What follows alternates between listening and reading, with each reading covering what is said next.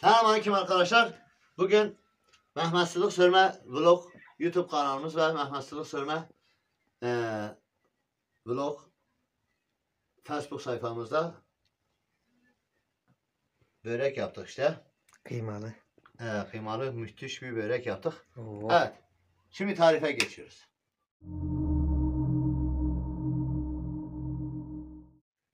Selamünaleyküm arkadaşlar. Ben Mehmet Sılık Sörme. Mehmet Sılık Sörme Vlog kanalına hoş geldiniz.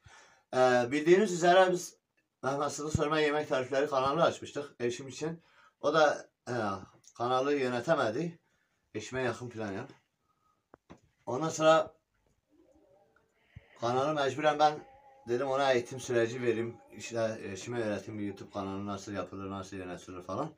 Yapamadı, beceremedi. Sonra ben onunla beraber çekim yaptım işte eşime öğreteyim diye.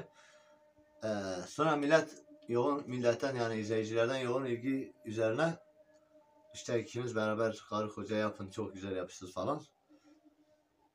Biz de yemek tarifleri kanalını kapattık, günlük vlog kanalına çevirdik. Yani bütün yemek tariflerini 3-4 tane rüya tabirleri hariç geri kalan Sıdık Prodüksiyon, Komalarcan, ayrıyeten günlük vlog kanalı vardı. Ayrıyeten yemek tarifleri kanalları vardı. Bunları hepsini taşıdık getirdik Mehmet Sılık Sörme ve günlük vlog kanalı Mehmet Sılık Sörme vlog kanalına. Evet, fazla konuşmaya hacet yok. Biz bugün kıymalı börek yapacağız. Muhteşem bir tarif, muhteşem bir börek, tepsi börek falan. Evet, başlıyoruz. İlk önce yapacağımız işler kardeşimiz. Bunun iç harcını yapacağız. Direkt küçük tencereye verir misin kızım? Kıymamız. Kıymamız. Emin kıyma. Bu kıymanın yarısını kullanacağız.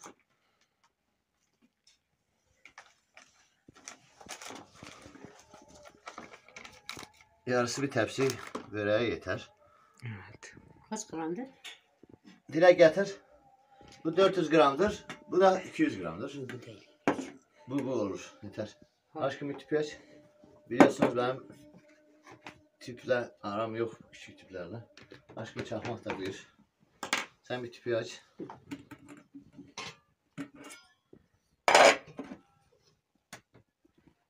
Vallahi tüpü aç değil. Tüpü açtığın gibi çakmayı bas. Bu da sıvı yağımız. Sırma sıvı yağ. Adamların reklamını yapıyor hiç. Destek olmuyor. Ben daha tencerem daha güzeldir. Vallahi bunu al koy. Bir tamam. Tamam direkt büyük tencere getir. Direkt. Bekle. Bu değil. Kapıya getirsin. Ne? Evet. Tencere küçük. Bir de bir kaşık getirin Allah rızası için. Sanki elimizde kaşık yok. Elimle karıştırın. Ne zanın ya? Babam öyle yapıyor ya neşime.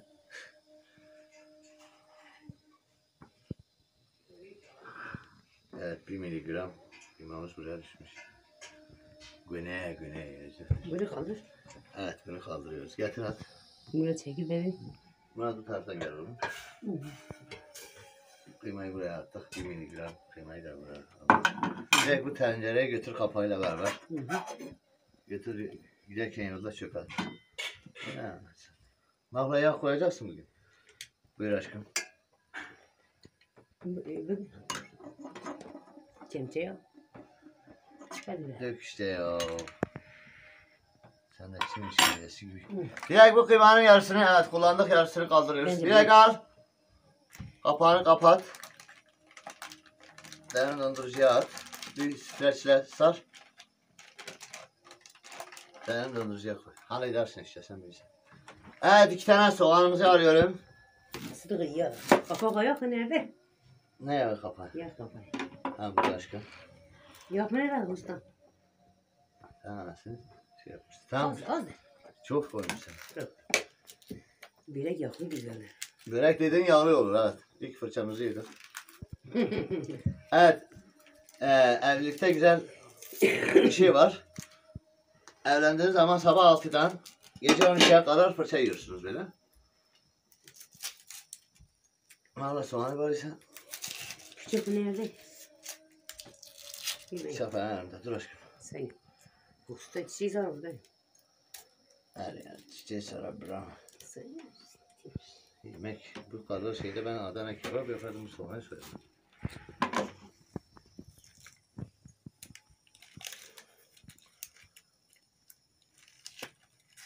Evet o adam gibi oldum. Neydi Murat onun adı? He? Hangisi?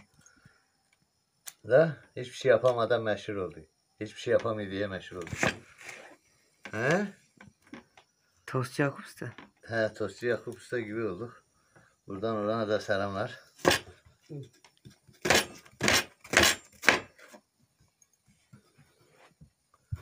Bismillahirrahmanirrahim. Şunu böyle yakından çekeyim. Şunları çekelim. Şimdi böyle görürsünüz arabat gibi. Ama sonu güzel olacak. Soğanlar intihar et. neyse peki. Şu an soğanlar intihar etmiş gibi görünebilir çünkü soğanlar yeni tazedir. Biz bunları marketten almadık. Bir arkadaşın bahçesinden topladık. Taze soğandır. Çok şeydir. Aşkım sen karıştır da. Her şeyi belediyeden bekleme. Tamam. Market soğanı olsaydı böyle koyu olurdu. Bu taş gibidir. Şey bu yani yumuşaktır. Çok yumuşak. Haddinden fazla yumuşaktır. Bir de yıllarca büyük kırmızı tava şeylerin üstünde et kesme tahtası bıçağıyla zırhıyla yapan adam küçük bu kadar et kesme tahtasının üstünde de bu kadar olur işte. Evet. 2 baş soğan.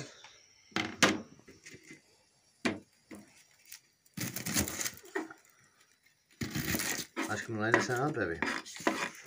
Hayır evet de. Soğan bozuktur yoksa. Tavuk düşmüş. Yani dondurucudan çıkardık. 3 gün önceki soğanı ne hale getirdik. Evet. Siz olun soğanı derin dondurucuya koymayın. Bizim buzdolabı bozulmuş. Derin dondurucumuz var ona koyduk. Aile kalten akıstı. Evet. Abla da bana tekinlerde bulunuyor. Tekin. Yok o yok bu.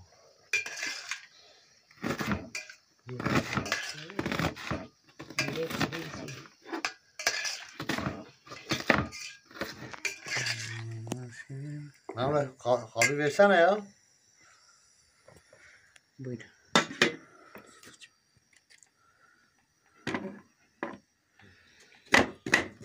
Sen de hırsızlar gibi de kahve içermiş. Sen tepsi içersin.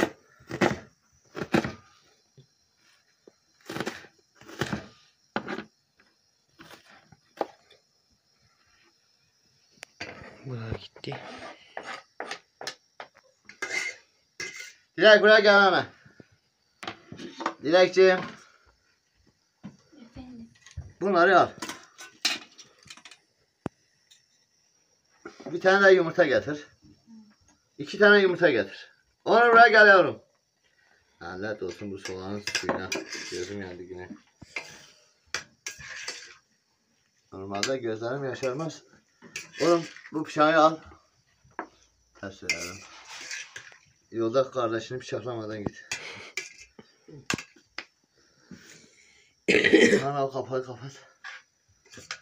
Biraz yağ koy tepsi. He?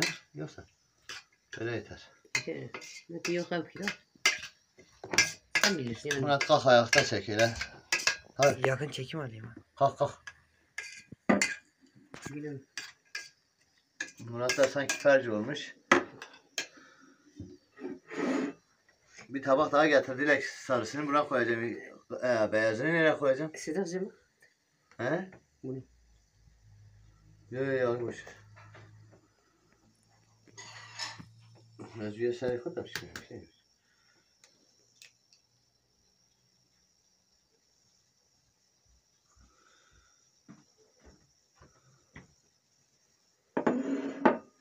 Evet, yumurtanın sarısı bir. Dilek bunu al ha. Dilek acelesi var, işi var. Hemen bir şey bırakıp kaçayım.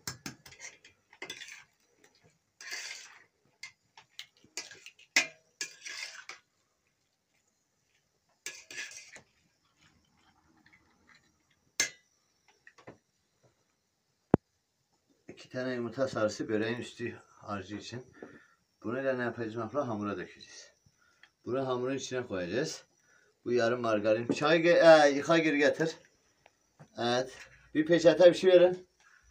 Nefret ediyorum bu yumurtanın hakkında. Ver. Valla bir peçete ver dedim, sen mumya gibi bir sargı çıkardın.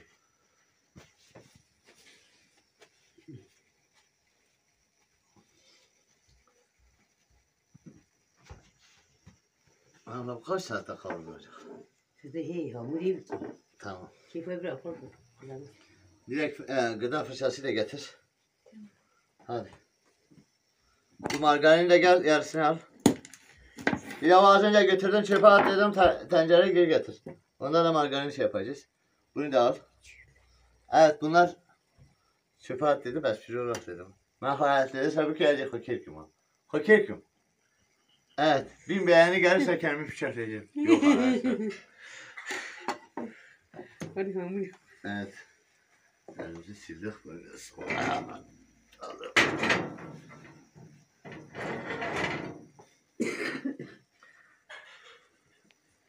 Ama bu kablo hamur yapacağız.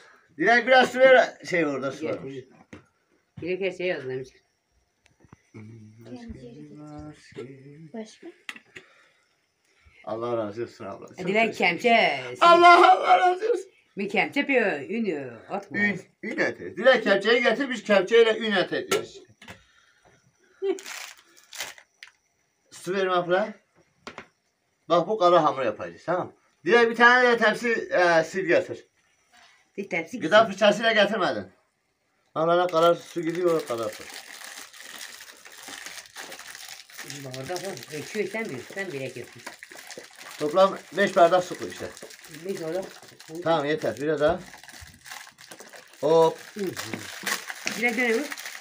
Bir tane mayayı direkt bırak bunun üstüne. Direkt bırak değil mi? O kabın içine koy ha. Bunları al. Bu mayaları geçir.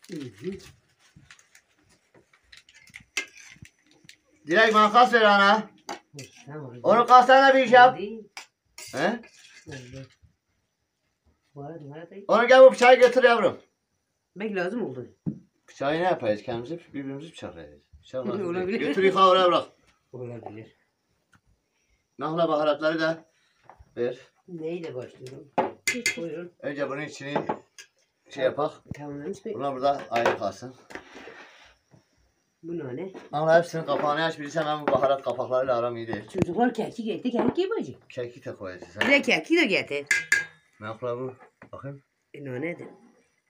Ya nedir bu? Evet. Biraz böyle bu. Baba çok Pul biber. He? çoktur o. Fazla Ne yapacağım? Götünüzde papa yeter de siz. Sıra Bu da isot. o da. Tamam. Ben bir pis bir çocuğum. Arabayla kapatmamış. Direkt nane getirmişsin, kekiktir. Nane ile kekik karıştırırsınız. Ya ben bu kapakları kapatamam ya. Kekik Dilek, kekik. Tamam tepsi. Bir tane getir direkt, biz 8 tane yemeyiz. Al. Taş yıkalım. Kapıları da kapatalım. Tamam. Evet, bir kaşık pul biber, bir kaşık sumak, bir kaşık da ne sumakı? Bu sumakla isot karışıktır bu arada. Tuz kaldı. Tuz kaldı. Kekiği yarım kaşık. Tuzu tam kaşık. Bu kadar. Kaldır baharatları. Salça. Al. Ver. Ver aşkım. Onu gel buraya.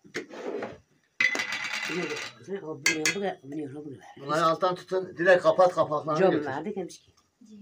2 kaşık salça. 1,5 kaşık da olabilir. Al kapak. Kapat yolda. Al bu nedir aşkım? Tuz şeker. Toz şeker, onu geç, o sonra. Tuz da bitti. Sen toz şeker niye getirmişsin? Börek yapıyorsun. Getir bu tuz şeker getir. Ya ben tuz dedim salak. Yarabbi. Ya pasta yapıyorsun sanki toz şeker yok. La toz şekeri de götürün, yanlışlıkla gelmiş. Ya bu tuz şeker Toz şeker yok. Toz şekeri karıştırmayın. Usta sensin. Tuz demişim. Artık tuzdan şekerini anlamışım. Sen bile değil. Vallahi eğer ben öyle dedimse dememişim demektir. Değil gerçekten.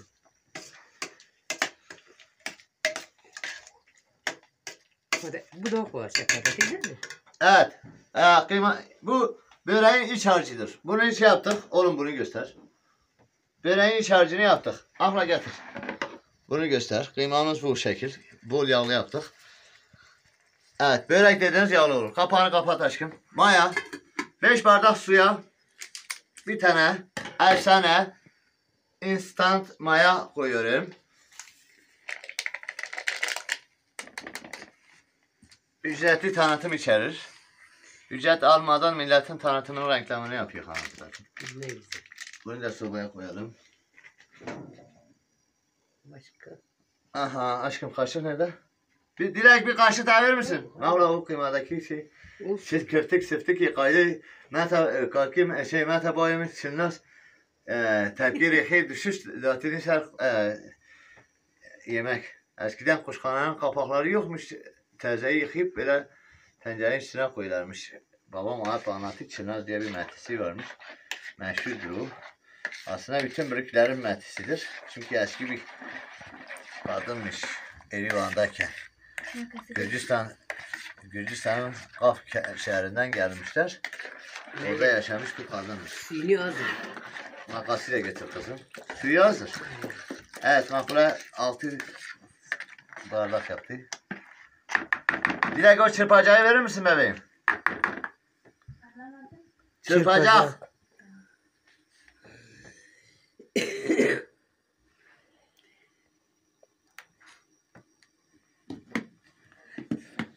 Tuzu da getirin. Mahla tuzu da ver. Tuz buradadır. Kaşığı kim çaldı Allah rızası için? Ha, Kimse buradaymış. çalmadı. Bu evde götürün, bıraksan götürün 5 dakikada kayboluyor.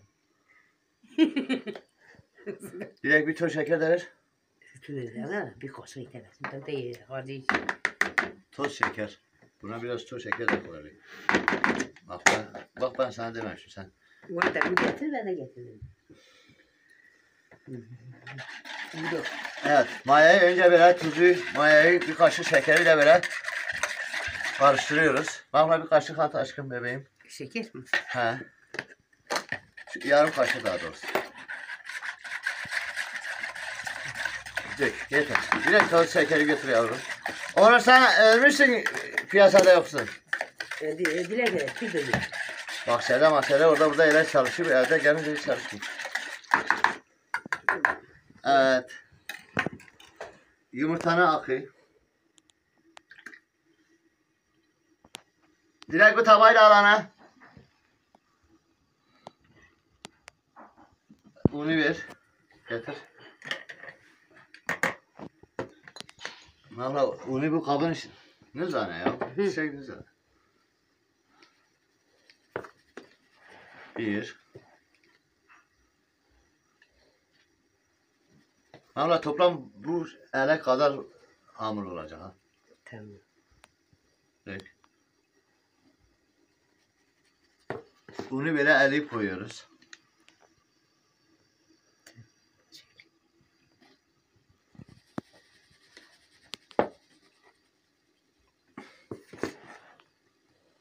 Beş kepçe un yeter değil mi? Var bakın. Hep. Hadi sen yap ha. Ben niye yapıyorum? Ben hamur yapmışım hayatımda. Sen gerizekalı ya baba. Hayatımda hamur görmüşüm. Sen Oy, yap. hamur görmemişsin niye börek yapıyorsun oğlum? Tamam ben. Diyecekler sus demeyin. Oğlum kelimesi güzel bir şey değil. Bismillah. Bu ne böyle arkaya atıyormuşum. Dermişim. Sana bir şey söylüyorum. Söyle. Allah rızası için söyle. Sen yakmak iyi. Yakma. Sonra. Ya mak yok makla koy. Bu kadar. Hamur Tamam. bitti.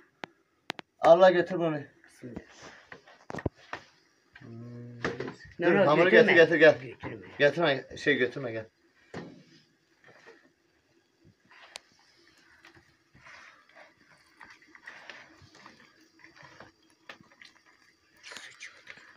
Ben Van'da Azeriler vardı böyle Acem diyorlar onlara. Aslen onlar kendi Acem deseler de sansalar da onlar Kurhasinidirler. Kurhasiniler de Kör Hüseyin Paşa'nın torunlarıdır. Onlar da Kürttür. Sonra da kendi asimile olmuş değiştirmişler. Onların düğünlerine gidildikçe dedi sandalyeyi oğlum koy götürme diyeceğine koy götürme yani bırak götürme dedi düğünde. Kızlı dedi kadın koy götürme koy götürme koy götürme. Ben de dedim ya bu kadın terbiyesinden konuştu böyle koy götürme koy götürme. Hadi. Ondan sonra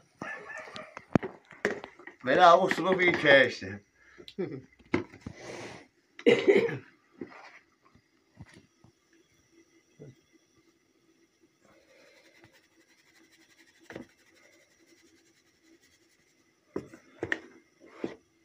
Suyu sen o fazla koymasaydın bu unu da fazla koymazdık. Görsel olacak bir tepsi gibi.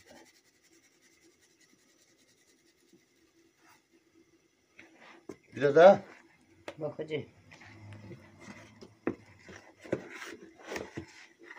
Al bir tane daha. Bir tane. Börek hamurudur. Bunda yağ olmaz. Yağı ayrı yapacağız. Un yeter bak anasını anlattım. Hadi yap. Bir tane daha koyma. Ha? Hı hı. Konuşsana. Evet. Nerecik bu? Bu eline böyle tut bunu. Ben elimi tutam. Böyle. 1 kilo un koyduk anasını. Nahla sen tut. Allah razı. Nahla kepçeyle kendimi öldüreceğim ha. Yavaş su dökme bak. Bekle bir dakika. Sen Biraz gibi aşığın gönlü. İşte bu kadar yeter tamam. tam yeter. Toparlamış mı? Direkt bunu al ana. Yok alma ne tipi yok ya. Öyle böyle yok. Yok böyle. Hı. Tamam al. Bırak direkt. O un orada kalsın. Akla bırakmayın. Belki lazım. Evet kıymanın iç harcına bak. Kaşığı niye geri zekalar gibi içine unutmuşsun. Kaşık ateş midir? Fetheledim ya indi.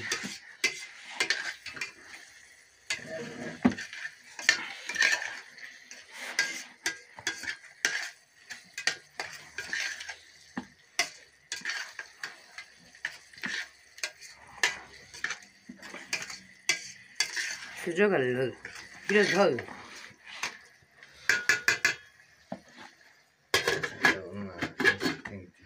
Niye olacak? Bak muhtemelen de lepek ha.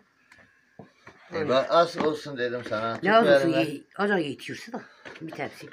Yarım tepsiyse. Al un bitti. Bunu var ben getiririm. Nerede var? Mutfakta. Bitti diye de kurtulamıyor. Nereye de gelelim falan. Hızlı yap. Evet bu hamuru yapacağız kardeşlerimiz. Kardeşlerimiz. Biz bu hamuru yaptıktan sonra 20 dakika dinlenmeye bırakacağız.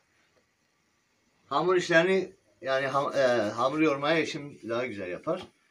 Evde çiğ köfte yaptığımızda bir video çekeceğiz öyle. Onu da makbule yoğuracak. Karı yoğurabilir kardeşim. Onda kas var bende yok. Sende de dil var. Bende dil var yoksa sende var. Direkt unu getir biraz. Hangisi tahta? Ha, zaten üstüne yapacağım. Biliyorum. Ne var hadi. Ya. Şey yapmayacaksın. Tahtayı pis etme. Onu içine yap. Ver. Bu undur. Evet. Allah kahretmesin. Her şeyi yoğurt kablarına, çikolata kablarına koyuyorsunuz. Bugünü yemek acıktım. Akşamleyin yemek arayayım dedim. 80 tane dolapta 80 tane bile kap var. Hepsinin içine bak. Birinde un çıkıyor, birinde yağ çıkıyor, birinde şeker çıkıyor, birinde bilmem ne. Hepsini de aynı yoğurt, aynı firmanın yoğurt kovasına koymuşlar. Ne yapak? Ben 20-30. kutudan sonra artık mutfakta 20-30. kutudan sonra harcamamı unuttum gittim yattım. Sabahleyin baktım da buzdolabının içindeki kutular. Siz biraz daha. Ben dolabın karşıdaki masada arıyordum. Valla bu iki un Hiç birbirleriyle çarptırsın. alakası yok. Bunlar ayrı ayrıdır ha. Şurada da mı öyle gidiyor? Bak bu tam buğday ekmeği unudur. O Siz alır daha da. fazla o Tamam. kadar da olmaz ya. Yok ama öyle sizden getir getir. Yani bizim milletimizin bu özelliği çok kötüdür yani. Böyle gördükleri her şeyi kablara koyuyorlar. Yoğurt kablarına. Bari şeffaf kap olsa hani neyse içinde ne var anlarsın. Yani evde yemek yerken kadınlar olmasa resmen büyük bir bilmece çözüyorsun. Eskiden tarih kitaplarında anlatıyordu. Sphinx diye bir şey vardı. Oradan geçenlere abuk subuk sorular soruyordular. O soruları bildin, bilidin. Bilmeden ölüydün. Bizde kadınlar olmadı mı evde erkekler niye açlıktan ölüyor? Çünkü o kutuların içinden ne var diye bulma bilmecesini aşana kadar açlıktan ölüyor. 80 kutu var. Hangisinin içinde yemek var acaba? Yemeği buldun salatayı arayacaksın. Salatayı buldun sen öbürünü arayacaksın.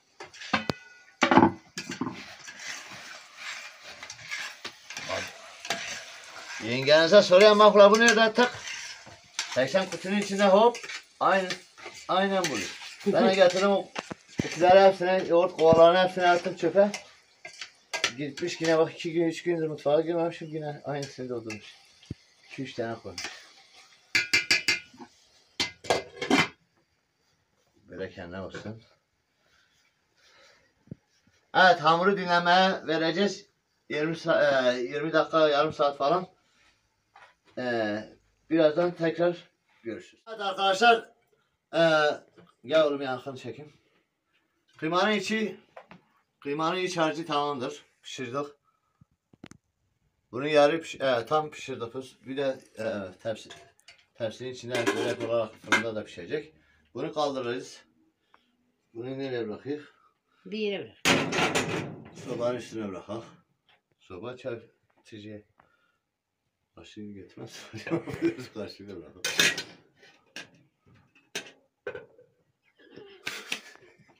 Evet, direkt streç filmi getir kızım.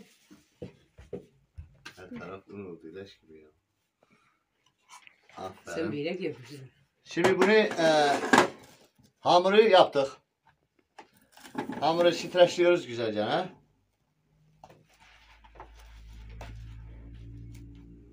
Kaç dakika da dinlemek ya? 20 dakika dinlenmeye bırakacağız. Hı hı. Ver bunu aşkım. Buyurun.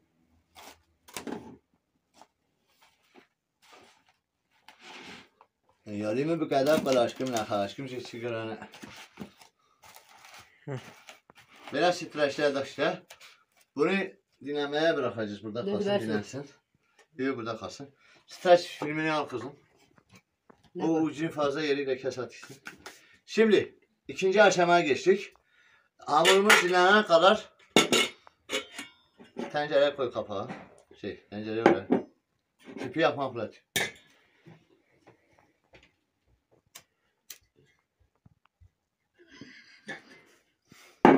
Tüpü yak.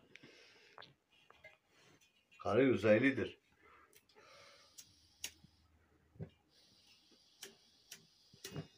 Güzel o çağırıyor.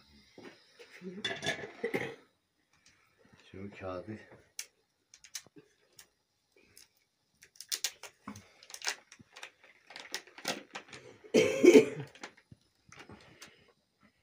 Margarinimizi koyuyorum.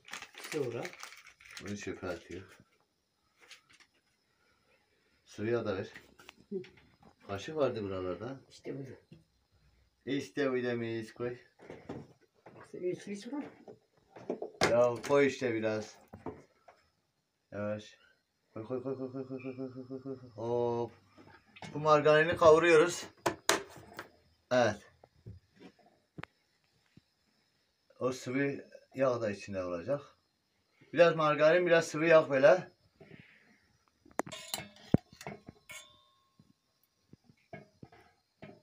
Bunu da dolaba atacağız.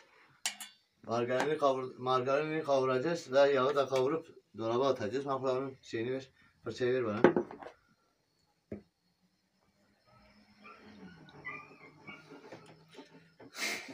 Bak lan yine gülme karışık. Evet. Gıda fırçası yoktur diye duvar kestirme fırçası kullanıyor. Aslında biz inşaatçı olacaktık.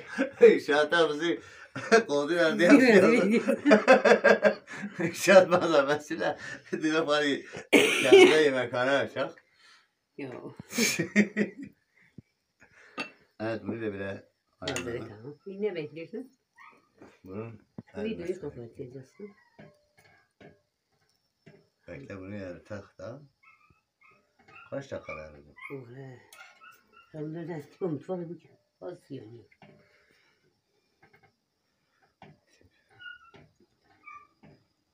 Eskiydi bu. Bakla mutfaktaki tüpte yapacaksak buraya niye eşyalar taşıdık?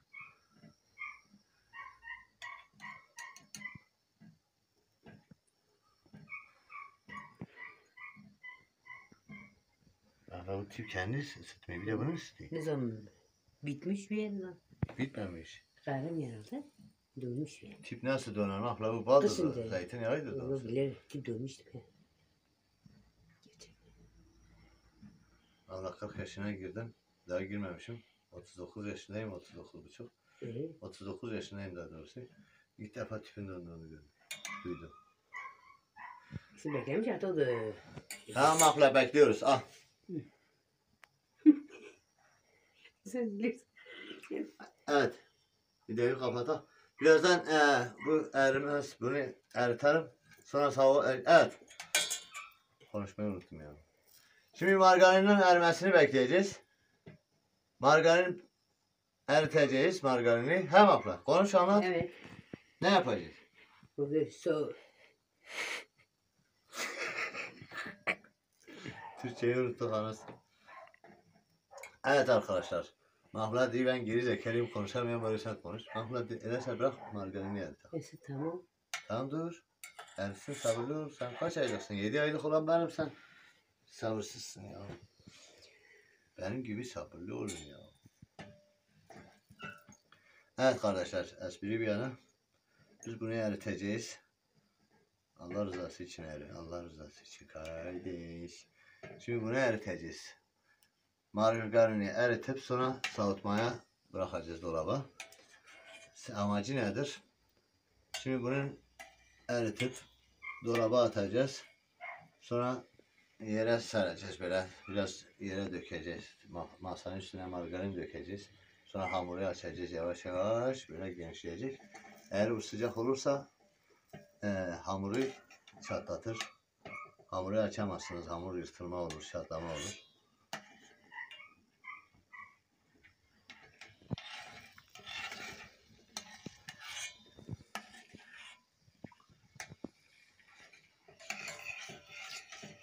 Bak eridi sen hiç sabır yok sende ya. Sabır bende yok sende yok. Sende yoktur sabır. Biz dur.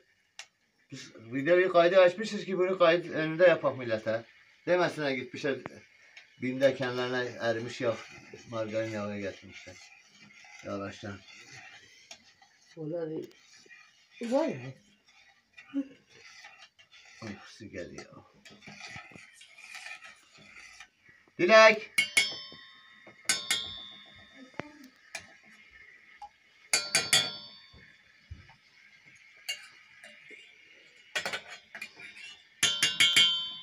Ben giyer bakasın. Çive mahmut. Bir bakız yerler. Bir dakika. Bunu kaynatın. Kaç dakika. Tamam.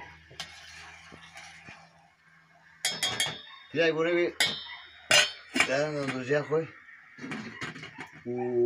Çok sıcaktır Dilek bir bez ver. Ben gidiyorum.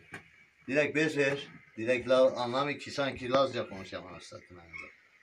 İşte bizim mutfak evi. Şurada önceki onu. Bir tam sıkma kulağı sen çok konuşmaya başladın. Kayıttayız sen konuşacaksın yine ya. Bir şey olmaz. Beyin şey yapma.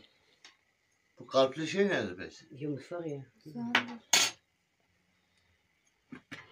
Necdet Al. Dilek ya götür. Dolaba koyma. Necdet. Derin dondurucuya koy bunu dinleme. Beni dinle. Tamam boşta bir halde. Sus götür. Konuşma sen. Tamam.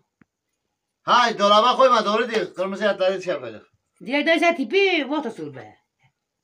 Sor be değil mi? Vata sormuş be. Ha kayıttayız mahvle.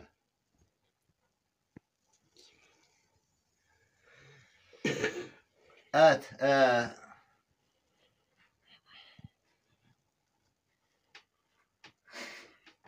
Çocuktur bu ya. Hı. Al sana.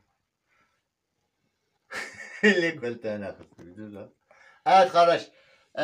Şimdi hamurun mayalanmasını bekliyoruz. Ve margarinle sıvı yağı kavurduk. Bunun da soğumasını bekliyoruz. Birazdan görüşmek üzere. Evet arkadaşlar. Hamurumuz şey oldu. Ne oldu? Dinlendi. Mayalanıyor. Dinlendi, mayalandı. Dilek Onur gel buraya. Bıçak ver bana. Bıçağı ver. Bu tüpü de götür. Yavaş dikkatli götür. Evet. Bu bıçak burada kalsın. Başlayalım. Dilek o şeyi de getir. Bismillahirrahmanirrahim. O margarini de getir. Bismillahirrahmanirrahim.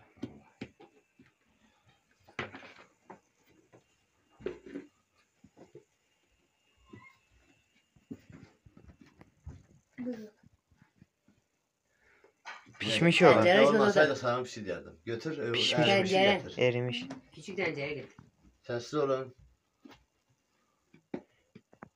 Evet. Hamuru ikiye böleceğiz. Hamura sen kaç? Ne için hamur yapıyorsun? Abla çoktur. Sana bu kadar hamur dedim sen. Bir şey olmadı. İki tepsi yapacağız evet. Ana. 2 tepsi bir şey olmaz. Diğer tepsi Bir de geç. sıcaktır ya. Hani o şey yeşil kap? Belki. Ya bir verin ya. Abla bir ver. Beni konuşturmayın. Sihirbaz evi gibi her şeyi kaybettiniz ya.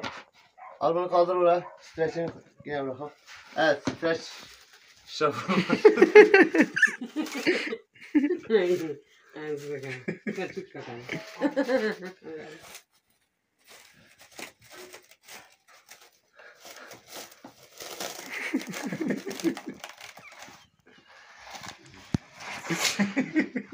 O ne yapıyor ya? Böyle. Ama bu sıcaktır. Ha. Ana. Bırak yere al. Bismillahirrahmanirrahim. Evet ben bundan size güzel bir heykel tıraş yapacağım. Konsept değişti.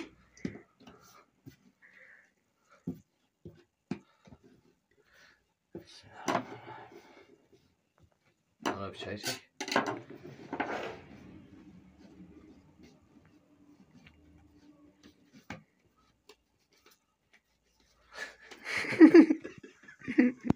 Gibi boş.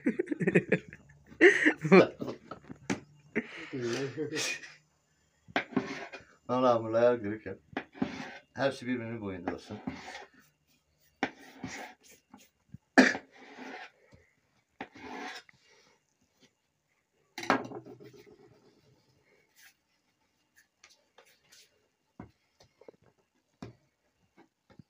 Dönmek. Büyükleri küçüklere ekle. Hepsi eşit olsun.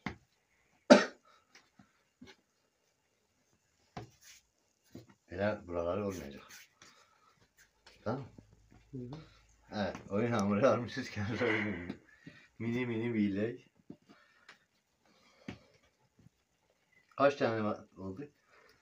Belki. 7. 8 tane yapacağız.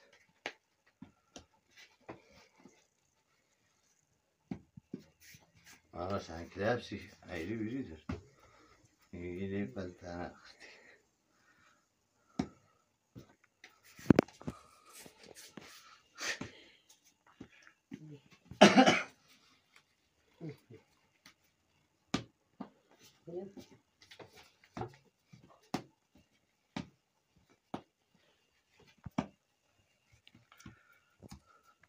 Üç, 8 tane. 3, 6, 8. Şimdi bu hamurları direkt bir temiz bir bez ver kızım.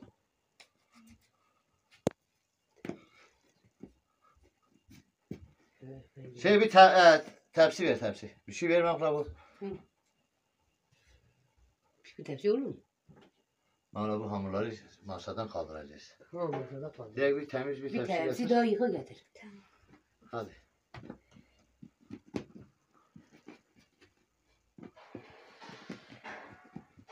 Valla sen bir tepsi yağla. Sen koyun ya. Fırça. Bu değil öbür yağla koy. Hah, öbür yaktı.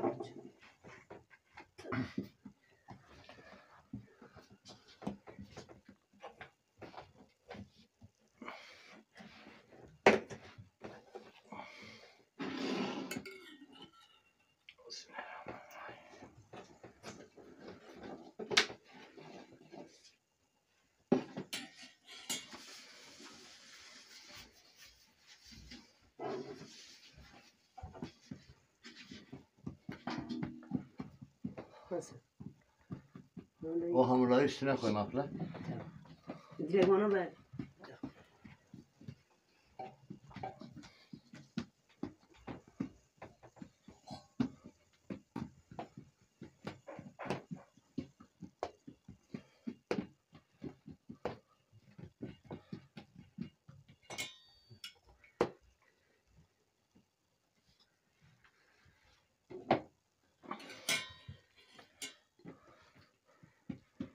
Gördün mü aşkım? Çok sürmüştür. Gördün? Evet. Ben sana dedim, sen dedin yok. Anasının şeyi nasıl açılacak? Hadi eline. Ben de. Ha, ama yırtılmaz. Yok mu bir tane? Ben de bir tane. Ya Mahmut sen Uganda'dan geldin. Hogo mogo giy. Haga hogo değil. Türkçe konuşuyor burada yap. Yırtma. Ben değilim. Mahmut bir insana o karar yapma dersen kendin yap sen.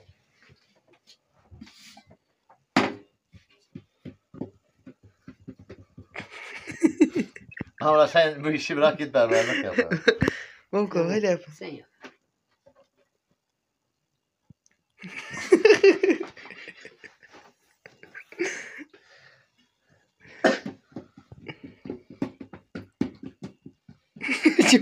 Buna sen gidersin.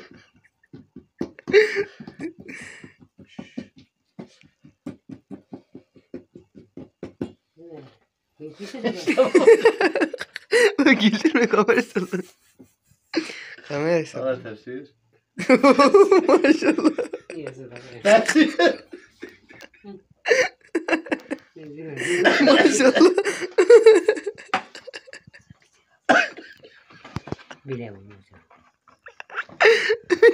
Bile olmaz. Bile olmaz.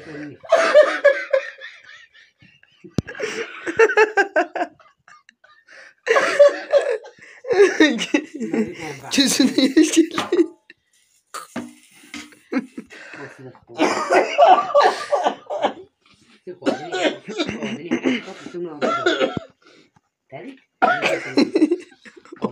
Oynama.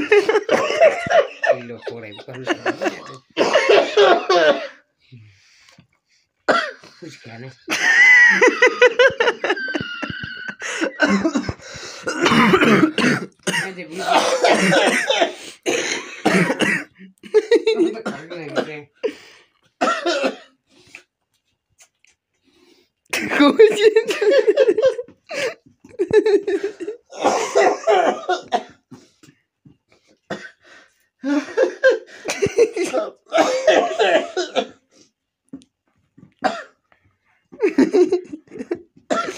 Hayır. Biraz büyümüş ya geri kaysın. Allah rızası için Tamam. kaptan getireceğim. Ne güzel yapıyordum. Sen o yaşlı delelere parmağı atıyorlar ya. Onun gibi hamur parmağı attı hamur.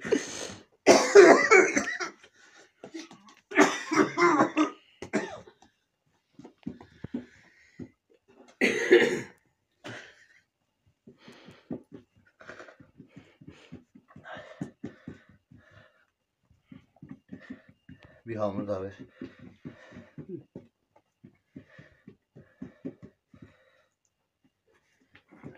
Yağmur ince olmasın maksat.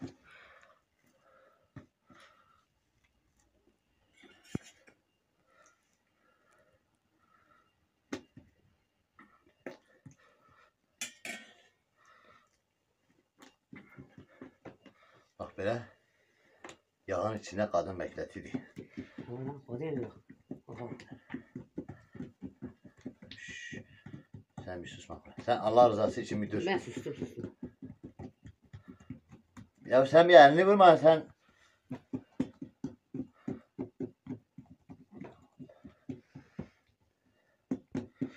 Peçete ver bana.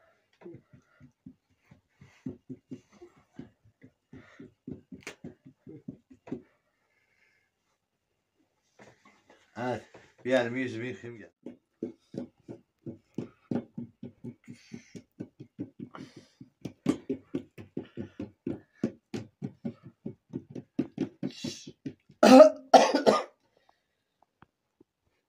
Abla. Hı. Tepsi getir. Haydi bismillah.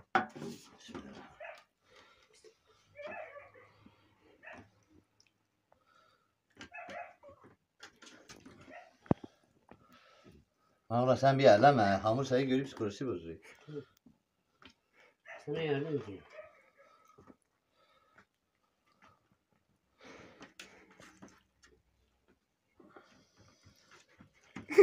Çok sapıyor. Şimdi sana bak. Bütün börek de bilir. Değil mi? He. İnşallah. Sıkıca güvert. Limonu çekin bey. Sıfatına Baba eskiden gül böreğini güzel yapıyordun. Bunları Gül. yapar mısın herhalde? Ama o zaman yufka şeyde hani.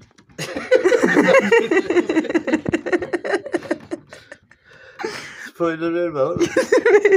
Kamera oyunu. Tamam. Evet. Onu kaldır. Kaldıracak Ha. Bak birinci katman yaptık. Birinci kat yap. Ya böyle bol yağlamasa Tabii. olmaz. Bu yok. Güzel. Yok ha. Şunu yok da. Bak bak bak. Bak bak bak bak. Ne olayım bilmiyorum. Arkadaşlar tamamen ironi. Ya bir şey olmaz. Biz o zaman az önce espri yaptık gülüm diye. Evet. Yoksa biz biliyoruz. bu işi. Normalde biz yapamıyoruz. Hemen başka bir kanala geçebilirsiniz.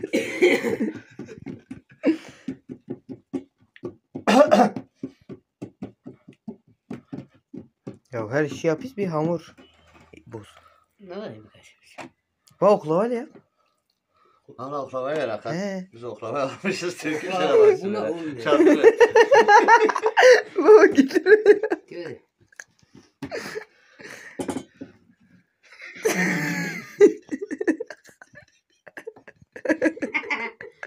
Şurada ya. Ya ikisi burada. Bak. Hı. Ya falan. He ciddi. Biraz da yanlamasın. Ne bak bu kadar.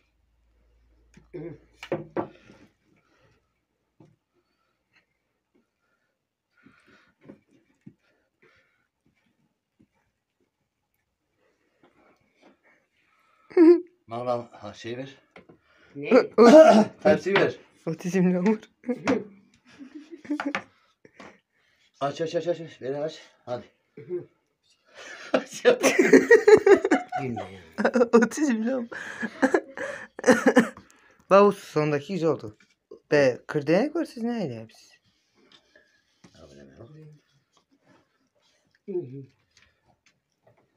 Ana o köşeleri de kapat da. Yapacağız mı? Açık olmasın. Hı. Hı. Ama ile kat kat gelecek.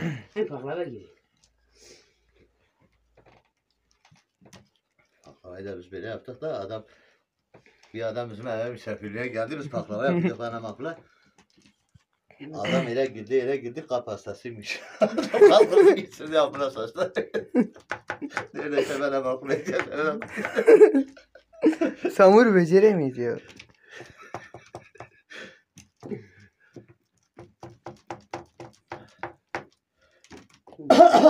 Hamur yarın da hocam. Evet.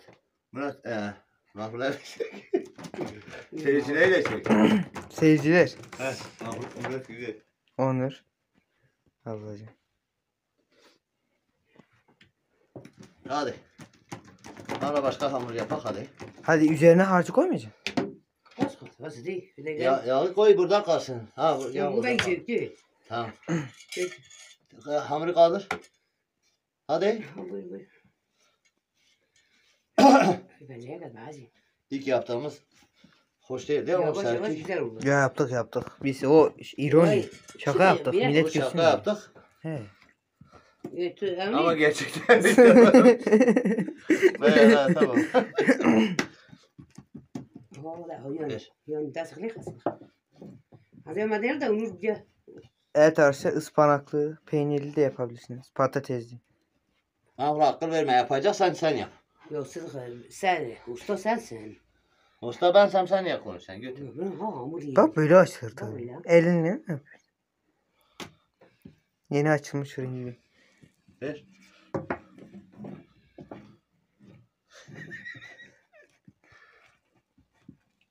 güzel çıktı. Ver. Tepsi. Kaç kat çıkacağım böyle? Abi inşaatımız inşaatı. Ben harç Ama olmuyor. tepsi çevir bu tarafa. Hı. Kesik tarafı var. Ha böyle. Bir şey olmaz pişmiş de. Pekleme de bile. Ne? Tarhana bile gitsin yine kim ya. Çık böyle. Bak bak. Hı hı. Pekleme ben videoyu da sen sen. Ama biz eğlenceli bir eğlence. Önemli olan eğlence. Zırt zırt olur. Kardeşim biz zırt mırt bilmiyoruz. Bak şimdi bunun Üç kat üzerine oldu, 3 kat oldu. Bir üç av dört. bak harç atın mı? He? Harç. Soru. Böyle iki tepsi de zırsana. Ha bu kata harç atacağız. He. Sonra da kum. İki tepsi Çimento. de. Hı? Hamuru yemeğim var ha. Daha var. Aşkım ver o şey kırdanaki. Bana değil. İyi. Kırdanaki gelmiyor. Oraya öyle. Oraya yukarı. Dit ne dit. Ben çok kana. He? Ben çok da kana. Bir de güzel bir bilek yapıyor. Bilek nasıl bir havayı çocuğum. Ya Adanalı bir kebap olur amına. Çok oraya koymayın. Bizim işimiz kara kebap veriyoruz. He? Tabii hamurla işimiz yok. Etle işimiz var bizim. Getir mabla tepsi. Bak. Ya bu ser delik değil. Antepli mabla hadi ver al. Allah. Tut böyle. Hadi yırt hadi. Aldır. Al böyle. Al böyle aç. Aç aç Aç, aç aç. aç, Koy. aç, Aha. Şimdi etrafa böyle bırak. Hadi. Evet. Börek böyle yapılır. Bile. Börek böyle yapılır değil. Börek böyle yapılmaz. Evet. Yo, fuatına koysa o da ki Murat. Gerçekten. Hoş. Hazır yufkanın içinde ne olduğunu bilmişsiniz. Ama bunu kendiniz bilirsiniz yani bak. Al iç harcını getir. İçin harcı da. Harcı babanın yanında. Dur ben burayı böyle. Kıza eğer kabrasını geldin yapacağım. Şimdi bunun üzerine 4 kat atacağız he? 4 tane kat bitti. Sinir yapacağım. Evet. İkisini tepsi. Kıymalı börek. Eline kolunu sağ. Bakalım bizimle çıtır çıtır olacak mı börek? Tabii ki. Bismillah. Aşkım getir. Bismillahirrahmanirrahim. 1, Oo. 2. 2,5 yapak öbürü de ona kalır. Bakın. Çok oldu. Size yakadınız mı? Biraz daha koy bak. Tamam. Tamam. Biraz 3,5. Tabi isteyenler 1, 2, 3, 4. Bana elini ver. Güzel hadi. Ben de zaten. Yok anamı çağıra o getir. Onu da veriyor ben göz kırayım. Tam bunu sinir veriyorum. Bak öyle değil ha. Bunu her der koplamış. Sıyılıyor yapmıyor götüm.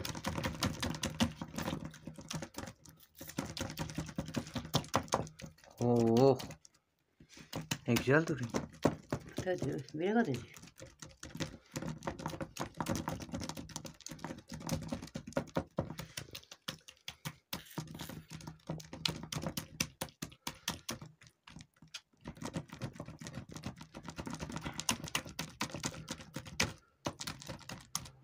Hakikaten ilk defa yapıyor gençler.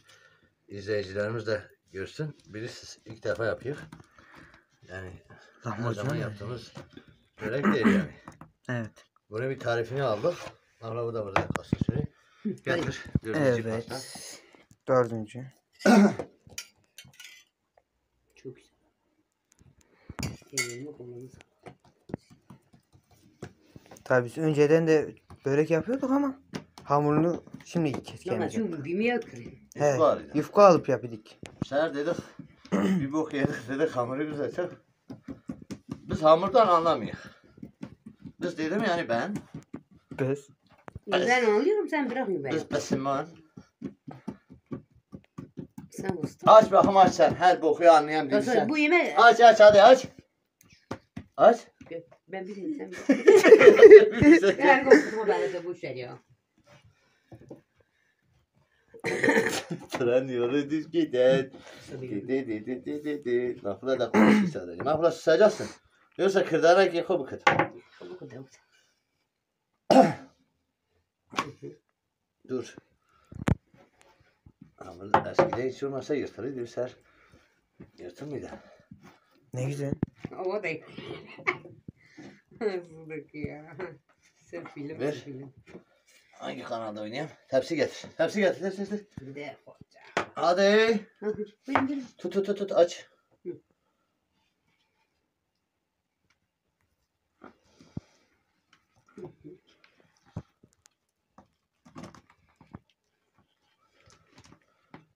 Böyle getirip bastıracaksın işte. Böyle. Bıçağı kesmiş ki. Ben bir bıçak başı.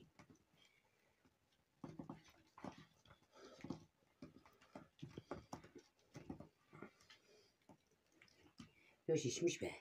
Kemal Sınar böyle ekmek yapıyor. Aynı ne benzemedi. He. Abuk subuk bir börek oldu.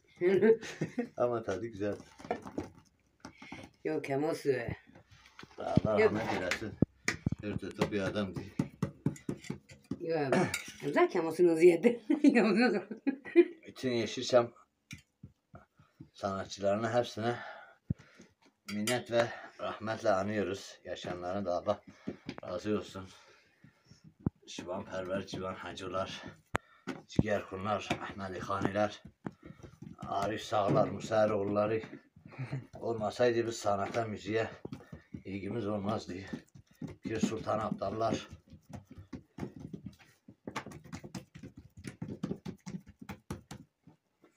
bir kolu bendi getirme.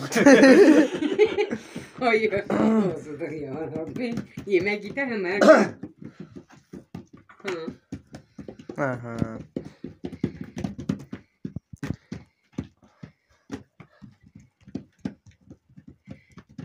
İstiyorsan kolu kullanayım. Getir bak bura birleş. Hala sen bir dur sen. Bak hamuru yırtan olur bak. Hemen izledik lan. Yok ya o görüyor da bir şey yırtmış ki. Ha baba. Yalan atma ya. Yalancıya bak yırtı. Aynı küçük çocuklar gibi ben üstüme attı. Yırtı sıra diye anne ben itmedim abim yırttı. Yok bir şey oluyor. Tut.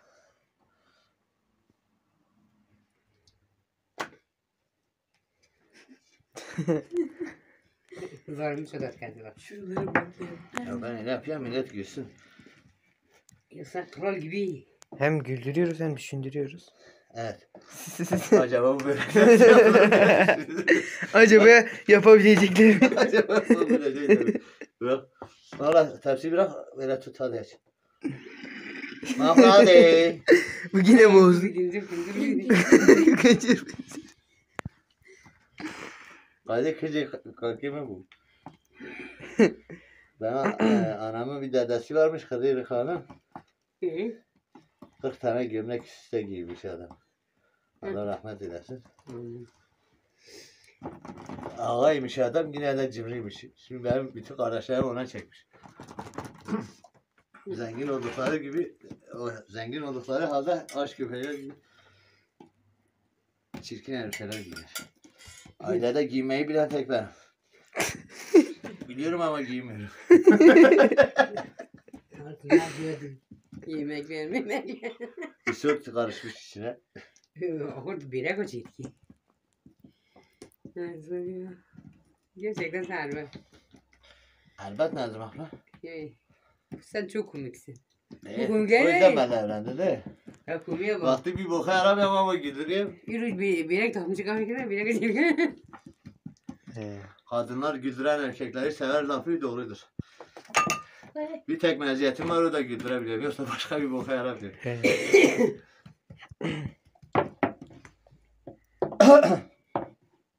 Adam ikincisinin yerinde var ha. Söyle. Biz bunda Her zaman çizgi birinci değil ikinci güzel değil. Gerçekten çok güzel oldu. Güzel şeyler. He? Fırın. Neden söyleyeyim tapmış mı? Evet tapmış. Hatta size 100 yiyor mu tapmış? Bunu atak bir yiyik. Sonra diğerini yap. Koyduğu için her an. Onu çok yakayım konu. He. Ya da sırası bir konu ne öyle. Evet. Ana şeyde kaydı da iyi değil abi.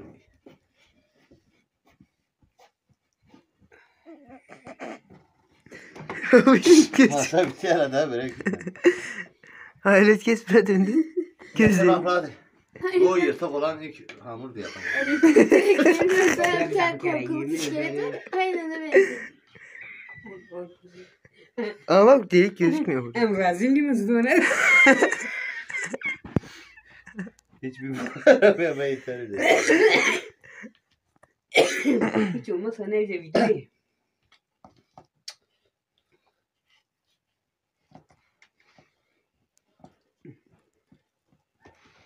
Ana sen tepsiyi tut ben bunu bir de çekeyim.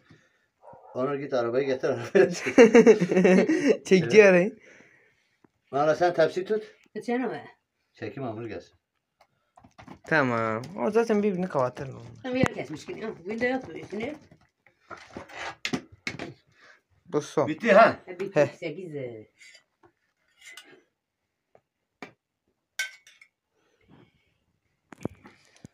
Lezzete bakacaksın, görünüşe değil. Valla hem bir lezzet mi de. Tabii. Soğan, kıymet, lezzet.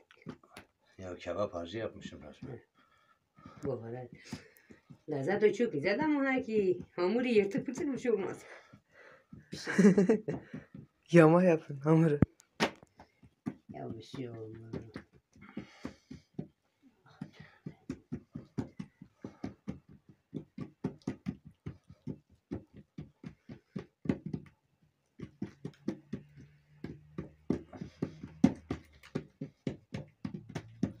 Böyle yuvarlatacaksın Mahmut sen yuvarlatamıyorsan sen bırakmışsan da ben yapayım. Ben bırakayım. Ben sen bırakmışsan. Ha bak ne güzel bu oldu. Basketi basketi. Onu çok önemli. Ters çark.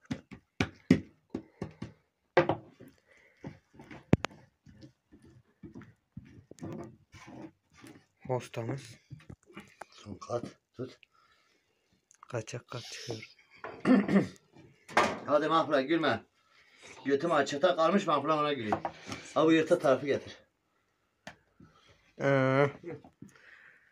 Hiçbir yırtık yok. Ya pişecek daha. Yok şu paklar mercedes kaynıyordu be. Bir gün paklar ben yazıp sudurunu paklayı çekiyor. Ya sıdık. Valla. Ceyiz neyiz alak? Ama sen ifkayı BİM'den al. 2-3 sene yapak var. Diye bunu da o lezzet diye. Hayır ana. Yufkan tadı Ya çok diyor güzel. yufka ki. Hazır yufka nedir? Bu organik. Organik bu organik. Mahmut. Sen fırını mı? Bir dakika sen git fırını ayarla. Yumurtayı da Yapma, koyacağız tamam. şimdi. He mutfağa. He he. Tamam. Köşeleri de böyle havalı yapıyor. Sen git fırını ayarla. Basketim. Hadi Mahmut. Tamam bir dakika. Tamam mutfağa da mı? He mutfakta ayarla. Evet. Ustamız. Anneli mi de yapıyorsun? Bekle.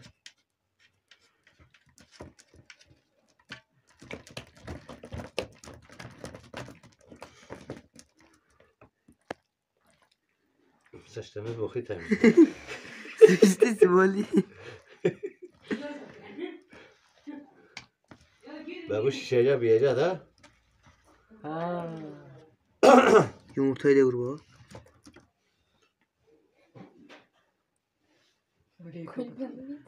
koru bana getirmek olur. Yok ya o kadar değil. Parça akıllı işte.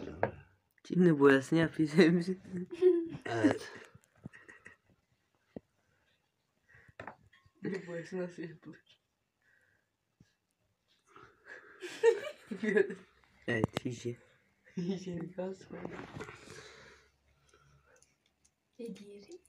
He? Diğer. Elimizde yumurta yok direkt. Ne oldu? İşte bir bu yaramıyor. Elinle yapıyor.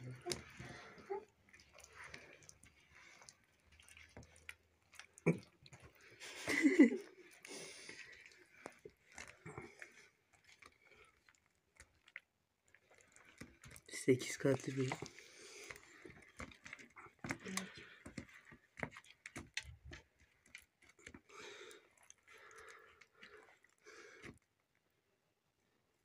Kare de olur. Değil mi?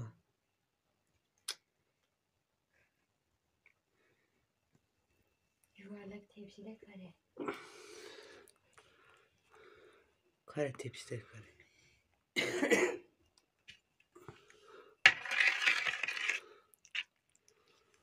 Evet arkadaşlar getir.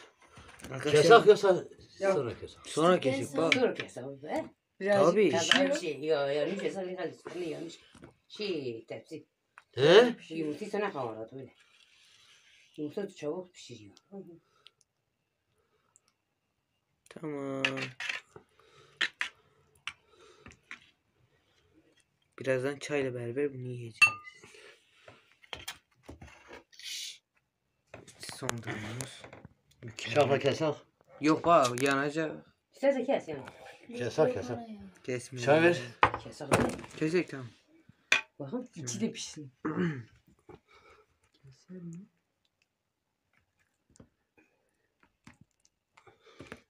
Bıçak kokuyor. Getir. Sür. Sonra keseriz. Süre Direkt 2 tane yumurta getir. Evet. Babam. Onu tepsi bir var. Onu da tepsi. Yağ da ver. Ya da ver sıra bunda. Açsana kapağını. Kapağı da nenem gelsin hatta.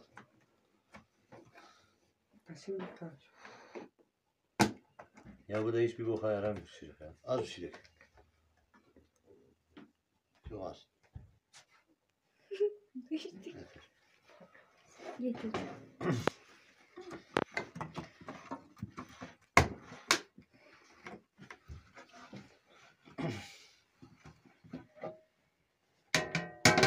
Çay al oğlum.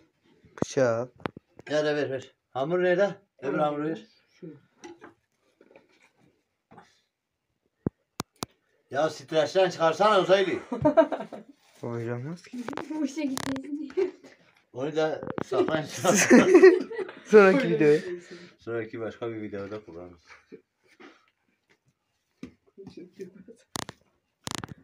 Bak bu hamur. Öbürü şey olmamıştı. Bu olmuş görürsen. Tabii tamam. Bu dinlendi. Bak dinlendi görürsen nasıl şekil alıyor. O 20 dakika ise bu 40 dakika dinlenmiş. Ha?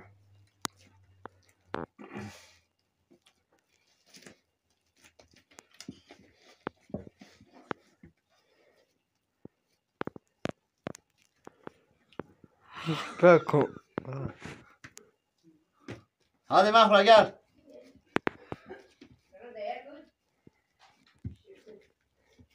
Evet. Bundan somun ekmek de bu. Şekil o. Burada somun ekmeği. Bana bu daha dinlenmiş. Tamam daha öyle abi. Tamam. Şekil. Geç onu çekin. Bu da 8 oldu. 1, 2, 3, 4, 5, 6 tane oldu. Hadi bunların içine 2 tane daha çıkarıyoruz. Hadi. Az ben böyle yapayım sen şey yap.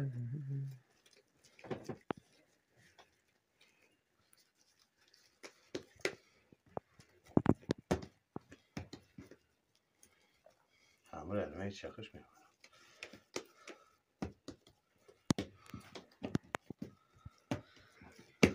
Yok yok. Okay.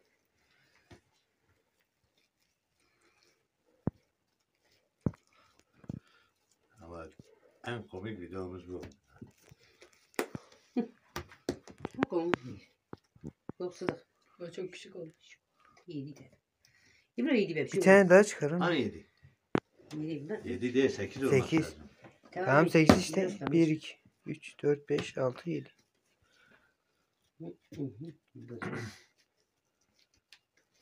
8 olması lazım diyeyim sana sen yine şey yap sen. Yok yerlemiş mi? Yerlemiş onu.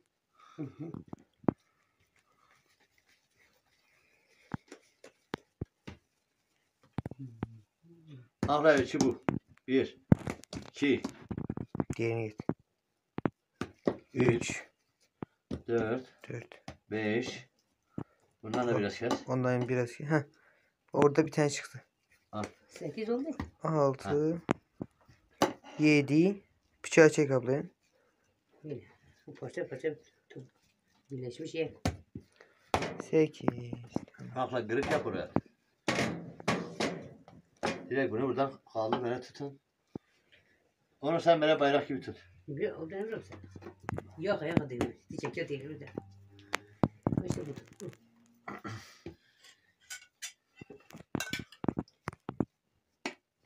Şimdi daha profesyonel bir şekilde yapacağız. Ver. Hala onu kaldır.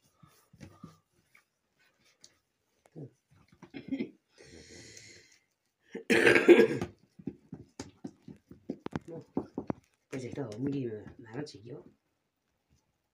Ne güzel.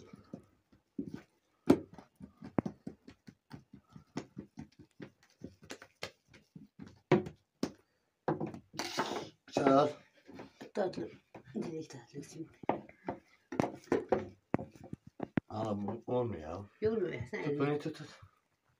Bir bunu sar bir. Kaç dakika bir sene bile o kadar. Ne haksız taze şey gerek mi?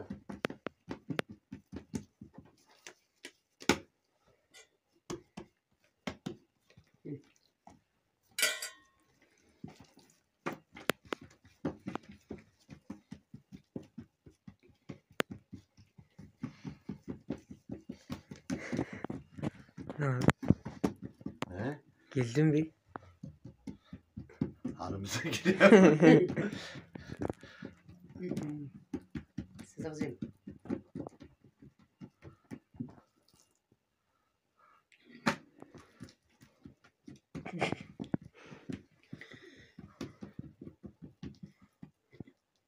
Kapat kapat.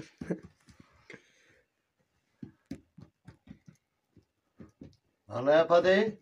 Bir tane sen al ha, yapın hızlı bir. Yok kırdanak yapacağız dur.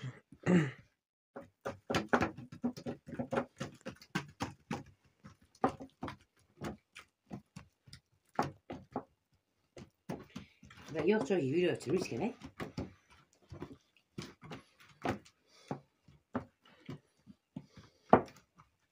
Hamurlar ağırlık merkezine toplanıyor. Evet. Tamam olur bilim sağ çıkama derdi. Bırak abla bırak. Hamur seni görünce psikolojisi Yok bu. hamur böyle sana öyle. Ya siktir git Hiç be. ne yoktu bu. Biz bilmiyor sen bilirsen götüm sus. Ben götümsün bak. Götüm ne demektir bilirsen? He? Götüm soyum sopum akrabam demektir. Eski dilde. Tamam. Hangi dil eski dilde? Hangisi? Aynı değil. Çok çok eski dilde. Baban olayı toparlama şekli.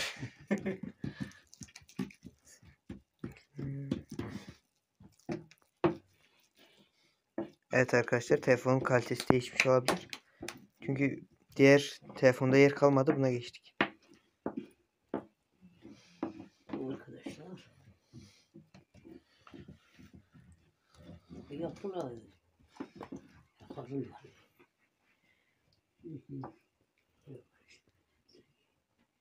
Yardım et. Kuşağımı geçti ya. Bire göçetki. Ben bir tepsi dedim sana, sen ikinci tepsi başımıza bırak. Bol bol yiyek. Oh, Allah bereket olsun. Bir bereket aldık atıyor. İnşallah. Bu mu kaldı böyle süs? Tut bak lan. Ne için de soru sıkıntı.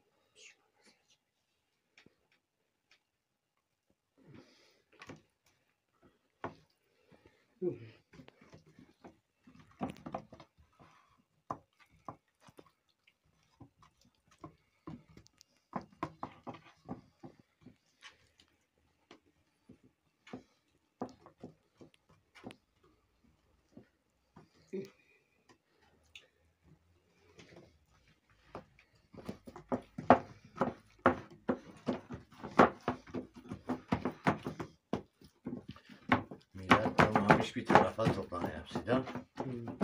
Niye öyle? Ya seni yokluyor ya yokluyor ya. Oraya koymuştu be. Hmm. Kayıp düşmesin böyle. Deseydin yağ yapmazdık ana. Espri yaptın. Yok ne ki yiyormuş. Bari kayıp düşmez. O gülüp. İnce espri. Hala onu kaldır bir tepsiye yağlıyor ondan sonra sen de. Hı. Bırak.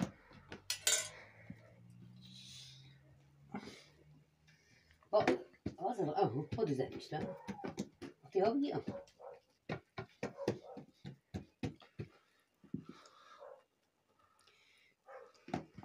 Kaç tane kaldı? 5. Direkt sen hastasın.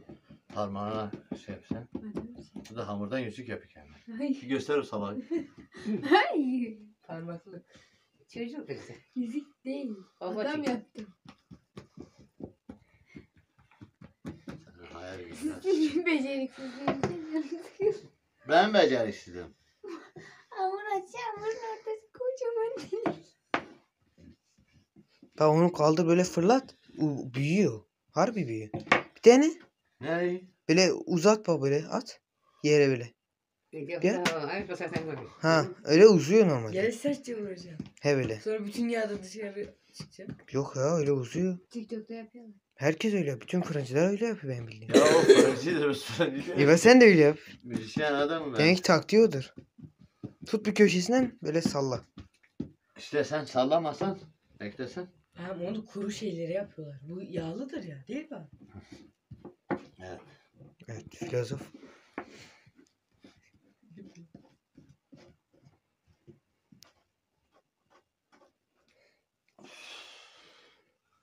Çok rahatsız.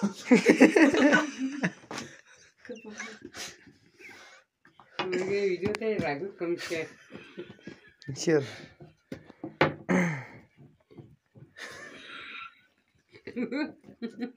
Her tilki de oynuyor ya. Ben gerçekten ya. Bu nedir?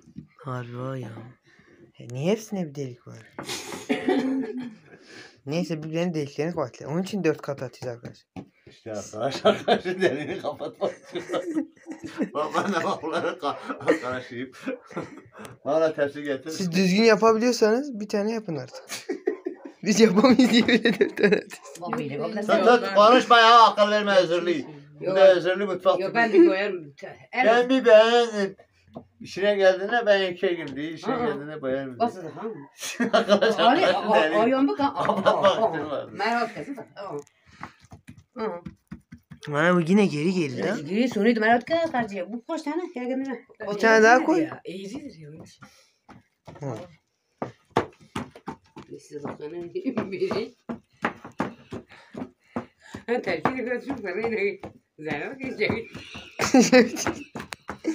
Sizi batırıyla kaldırmıyor. Ver ver. Diğerini öyle yapıştır lahmacun. Onu yumurta vurmadı. Yağ vurmadı. Bir kadar ise ya çekim. Ya biz ona yaş pastanın hamuruyla şey yapmıştık. Süt koymammış. Yok süt koymamız lazımdı. Bir de su dolu kısayacağız. Doğru mu? Süt koymamız lazım. Baba her şeyi koymuştu. Soda Nereden koymuş buldun? hele. Bu isottur beyler. Sonra demeyin hamurunda o nedir? Bunlar da isottur. Bu su da tepsi. Urfa'dayız ama çok acı yiyoruz. Evet biz Adana'dan Van'a göç ettiğimiz için bizim aile Adnani'dir. Onlar da böyle acıyı çok severler. Bizim ailenin ismini Romalılar zamanında vermiş. Şehrin adını Adanis yapmışlar. Yani Adnanilerin yeri. Öyle kalmış. Evet. Ondan sonra Adana diye bugünümüze gelmiş işte.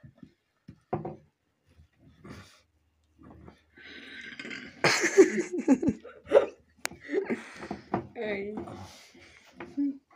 Ablacığım bir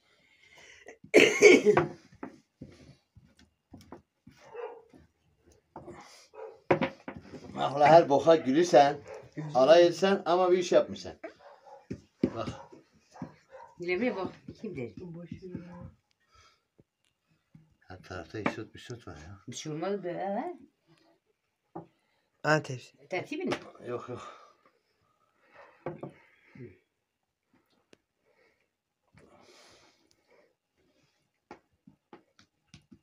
Tamamen un firmasından kaynaklı bizdeki şey. Ömür geldi. Abi bu. Un firmasına şikayet Firmasından dolayı. Abi. Hani tut bankla. bir şey değişik yapıyorsun. Boş çivo.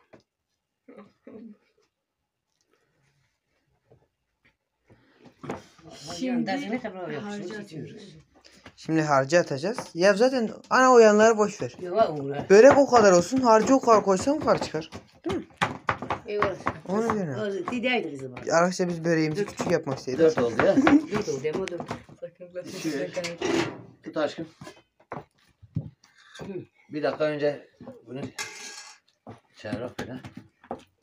Bir tut bunu alat olmamış tepsiyi tut. Hepsi beni. Evet. Olsun iyi de yapışmış ki ben ona ben. Tamam dur. Mağla bir dur. Mağla kafamı tepsiye vuracak. Yok. Dur. Önce bir yağı koyak. Zaten bu yok güzel. Diğeri pişti abla. Pişti. Kazam dedim. Bunu daha çok. Bence diğer sefer yufka alıp yapalım. Yufka alsak millet diyecek ki böreği herkes yapar. Önemli o hamurunu yapmak zaten. Açın götünüzü kendi götünüzle arayın. Mağla bunun içini temizle bunun içine at. Böyle bir börek tepsi Mağla tahtalar 1000 nerede? liradır. Baklavanın 1000 lira, bunu 1000 lira. Tadı çok güzel. Tabii ya kıymadır. Kıymanın kilosu 300. Yok hatta daha fazla. Kim vurmuş amına koyayım? 600 milyonluk kıymadır. Tabii. Hayır çok pahalı olmuş. Şükür. 300 gram olmuş. 600 lira.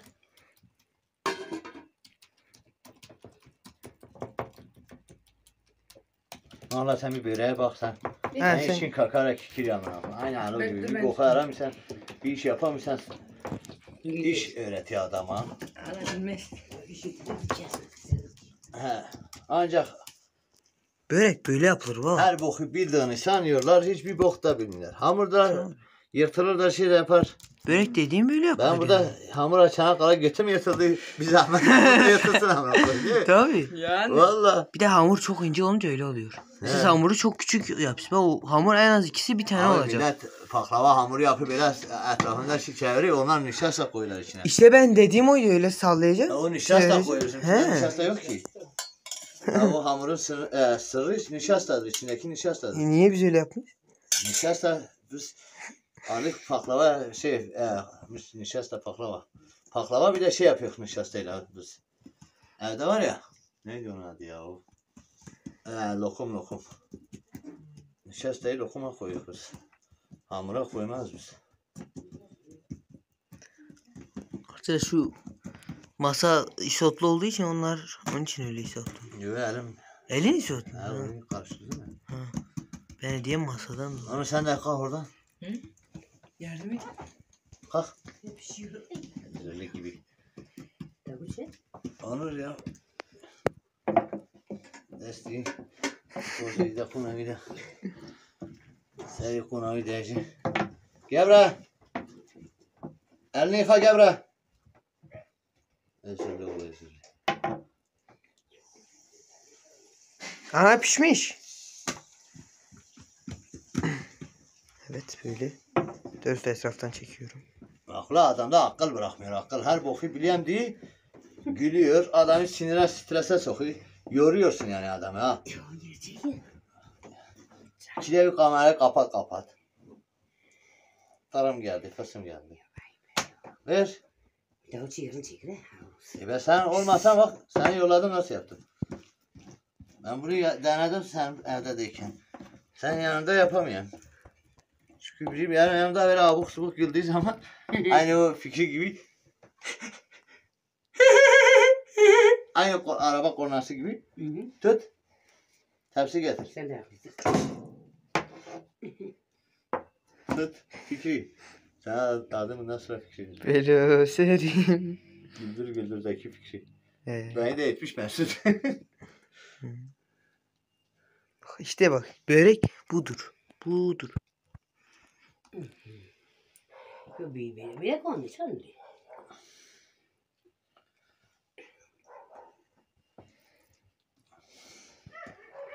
Nasıl? Çok güzel. Güzel. Yırtıldı mı hiç? Yok. Bak bu işte güzel Bırak oldu. bırak. Tepsi büyüktür.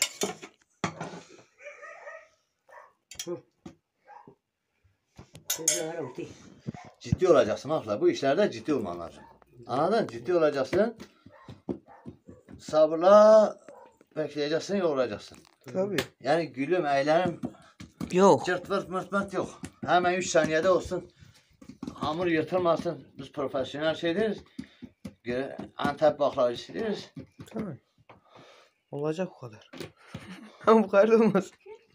Ya böyle alıyorsun buraya Yok yapıyorsun. hamur normalde ne? Fikri yine girdi. Fikrimin ince gülü. Vay kamera çok ince gülünü sallandı. göster. Bir fikrimin ince gülünü göster. Fikri. Fikrimin ince gülü. Bu kadar yeter, telif girmez.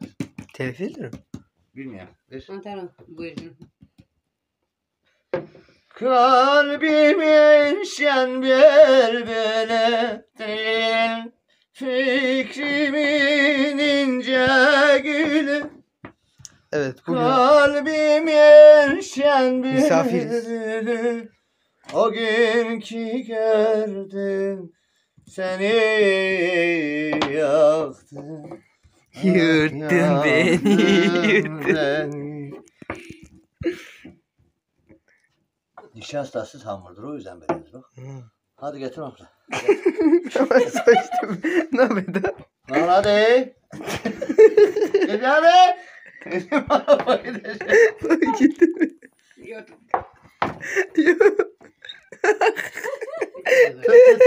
Yok. Ne o mazide yok. Evet demek istiyor. Ben gerek ya. Abi. Oğlum buraya gel. Hayır telefon kan hadi. İnsanları da çok parmaklarsanız bile olur. Parmaklama yani. Oğlum buraya gelsene o saydı. Yok sen o da bir de o. Saklar diyor yaprak yok. Zaten değil. Ya biz usta değilsin. İşte çubuğu fazla yapıyorsun. Evet arkadaşlar. Pastane. Kendimiz yiyeceğimiz şekilde yapıyoruz. Güzel bokuyor. Baş çalışma için ne yapayım? Şarj takım. Onu getir. Burada iyi bir ismi bir. Kapatma. Kapatmadım. Ha yok. Burada boş. ismi bir. Yetişir. Malgara mı? Ya yarın öbür gün yine yapacağız arkadaşlar. Yo, Bunun bir tadı dakika. çok güzel. Biz önceden yedik bunu zaten. Hamurla tadı daha güzel oluyor. Tam bırak yine bu. Kaç kaldı? 2 tane kaldı. Bitsin amına koyayım. Bayıldı. Ben bayıldım ya. Uykum geldi. Bir dakika. Bir başka yere gitmiş. İlk ve son böreğim. Bir başka yere gitmiş. Ya ben hamurdan nefret ediyorum ya. Ama hamurlu yemekler de güzel oluyor. Makarna da hamur. İşte onu da yapamıyorum. Bir kere atacağım ama sen makarna yaptın. İğrenç. Köpekler. Köpek bile. Köpek güzel sal. Vallahi makarna yaptık. Birleşti. sizlerde değiliz. Hamurla arası iyi değil mi? Ha, makarna yaptık. Harbi. Murat onu tamam. Yemedik köpeğe verdik. Köpek güzel sadı. Makarna Köpek birleşti, birleşmiş. sonra bize sadı. Öyle bir yapmış ki Aa, baba böyle makarna birleşmişti. Yani ne dedi? Köpek bile beğenmedi ya. Hayır. Çorba gibi bir şey olmuş. Normalde tahta şeyle kaşıkla yapılıyor. Biz demirle. Sıkıntı yok. Yok ya demirle dolu. Her tarafı güzel çocuklara var yemek çekme. Yok öyle değil. Ha, makarnayı ben üstüne koydum dedim onu buraya bekle ben sobayı yakayım tamam mı? Bir baktım onu gitmiş tarafını almış PUBG oynuyor. Makarna da orada yani. bir baktık makarna öyle bir yanmış ki köz olmuş. Ana öyle bir kısı gitti valla. Sen de benim yaptığımız makarna. Ben ne yaptınız? Benle ablam da makarna bir kere yaptık. Ben diyem Onur bak makarnaya bak ben çorba yapıyorum Onur da beyefendi makarnayı bırakmış gitmiş kendine PUBG oynuyor. Evet. Bir baktım mutfakta yanık kokusu geliyor. Gözüm de orada. Kere de benle ablam yapıyor da. Ablam normalde yağ koyacaksın değil sonra makarnayı. Bu makarnayı direkt koymuş. Diye Murat karıştır. Ben de karıştırayım. Baktım ne? Yandı. Önce yok kızarmış ya başka. Yağ olmadığı Evet. için yandı. Yağ koydum, Murat'ı da önüne koydum. Makarna dedim karıştır. Böyle hafif pembe olunca beni çağır. Ben de sofraya serim, tamam mı? Bu kömür olmuş, hala beni çağırmamış. Umurumuz ne? Gelmiş de ablacığım bu kara oldu, hala ben. Ne makarna yapıyorsun ne börek yapabilir. Ha bu son şey. Yakarsan yanmış olur. Oo. Felsefeden aldım. Lan teselli mi konuluyor? Bir bak böyle. Bak Direkt ben... onu yanlış. Yerini kurtar. Bu video kaç saat olursa olsun yapacağız. Bir saat geçti herhalde. Millet izler ya, millet niye izlemesin? Komik videolar izleniyor. Gülü, kalbimin çembülü.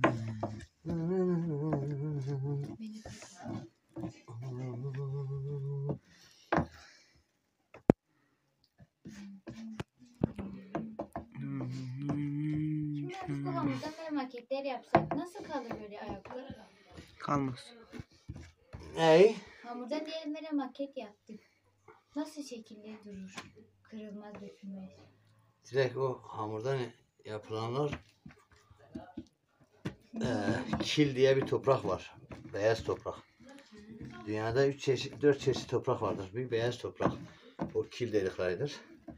Bir kırmızı topraktır. Suriye, Arap Yarımadası. Anladın? Bunu da yapak. Bir de kara toprak var bizim. Van tarafları. Bu niye yukarı gitti? Hemen çekiyoruz. Gel buraya. Ha ulan ne oldu?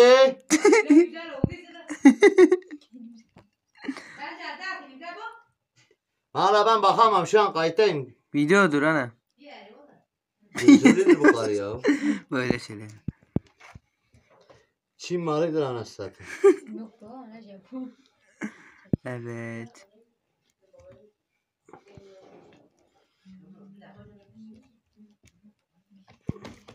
Evet yaptık. Bunu da fırına veriyoruz. Oo. Yumurta.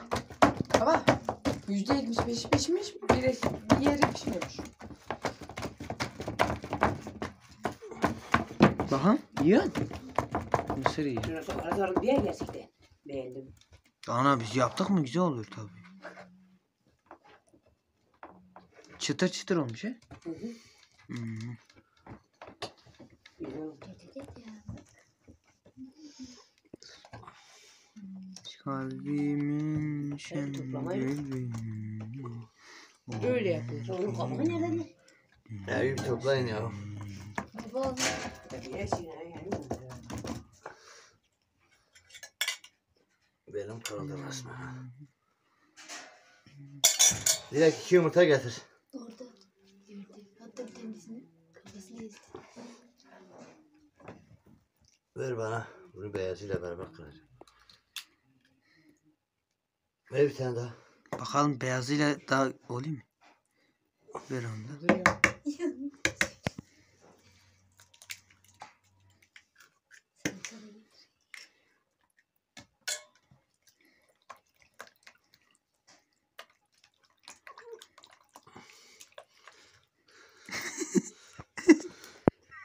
Son derece hijyenik. Vallahi ben günde elimi 5 kere abdest için 300.000 kere de şeyle yıkayayım. Direkt onu ver Allah belanı versin de çıkar bunu. Fırçalayı. Bunu böyle bol yapak. Arkadaşlar biz ailece yediğimiz için böyle yapıyoruz. Yoksa size ekmek yapmayız. Çünkü niye siz bırakmazsınız yap? Tamam. Dükkanı belediye kapattı. Dükkanı belediye mi? Yok ya. Bizim lokantamız var dersen ne kadar titizlik baba o kadar. Bizim dönerleri kediyle bir şeydi. Yok be eliyorum şeysini.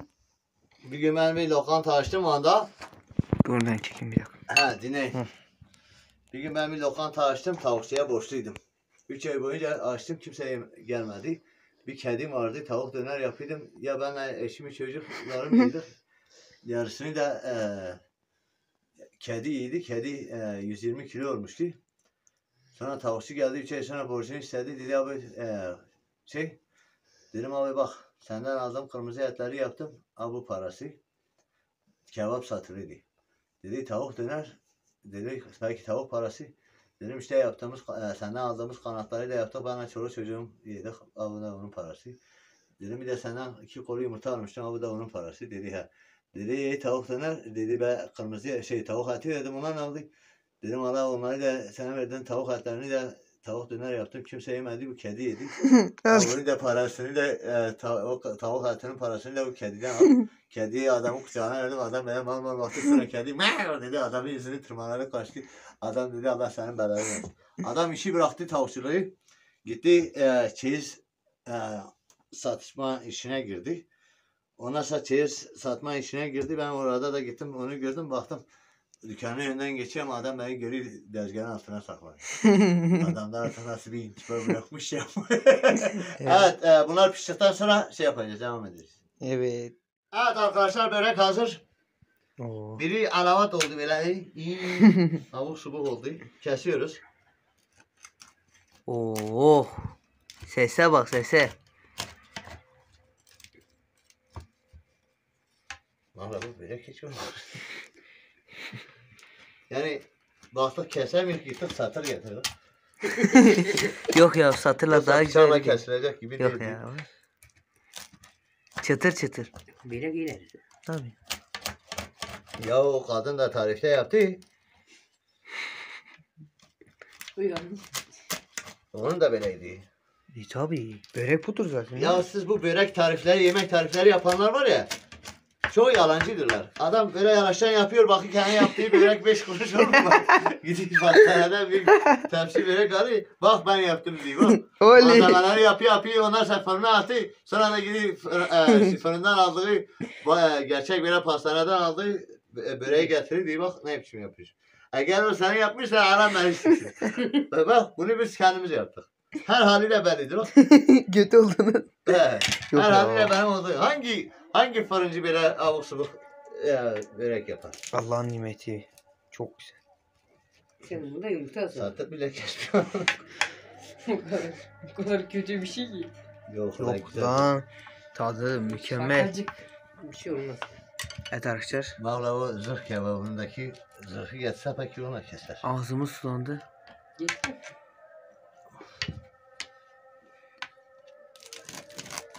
Bismillahirrahmanirrahim. Ezan da oku ya Rabbim. Size hoş bir Ezan hatırına ver bize güzel hizmetler nasip et. Amin. İzleyicilerimize de Oo. kaza, bela, ölüm hastalıkları bu ülkemizde ve dünyada bütün afatları, yangınları, belaları da def et. Amin. Amin. Has yaptım bu börekle. Ben bir daha hayatımda börek Şu yapayım. daha güzel ya. Arkadaşlar alın şunu. Şu gerçek güzel böreğimiz. Evet bu pastane böreğine benzedi. Bu da yetim böreği. Bu Kürt böreği, bu yetim böreği. Siz neyse her öyle güzel çekilse. Babi tabağın içine koy bakalım. Ana baban çayını da doldur. Bana bir tabağı çıkar elim yağlı. Hadi da biraz babaya hizmet. Hadi yardım edin Murat. Murat ver abi. Ben oydarım. Bana sen bir dur. Oo. Ya sen bir dur. Ba anası bunu Valla niye sen hep getirmiş be? pişirmiş, altı yapışmış. Hani Ba yok. Valla zaten iyi şeyleri kendisi yapmış, kötü şeyleri de ben yapmışım. Oo. pişiyorsunuz mu? Bir de bunu peynirli yapacağım. Korktum başıma geldi. Sıfatlar. Tamam. Bakalım. Zor. Ya kim alsa o ya? Katman O kadar ya Ama bunu. bilirsen kendin yap. Bak köşene sinirliyse yavaştan akıl verirsen. Baba. Bak şuna Ya bakalım. bir Onu aç çöpe.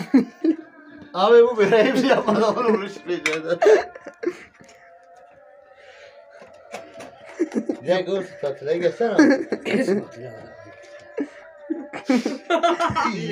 Baba yerdik kesin bunu. Baba bence ikinciye geçelim. Bak Aa, rezil bu oldu. böreği biz yapmadık. Komşu yaptı bize. Hayır bak rezil Salata oldu. olarak yedik. Çok güzel.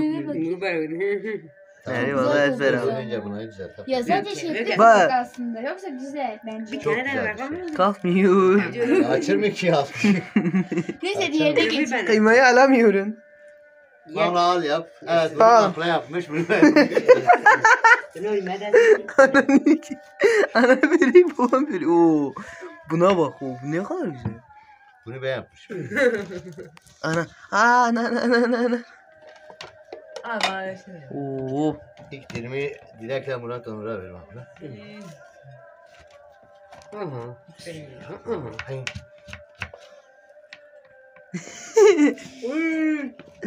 Mükemmel. Tabii mükemmel.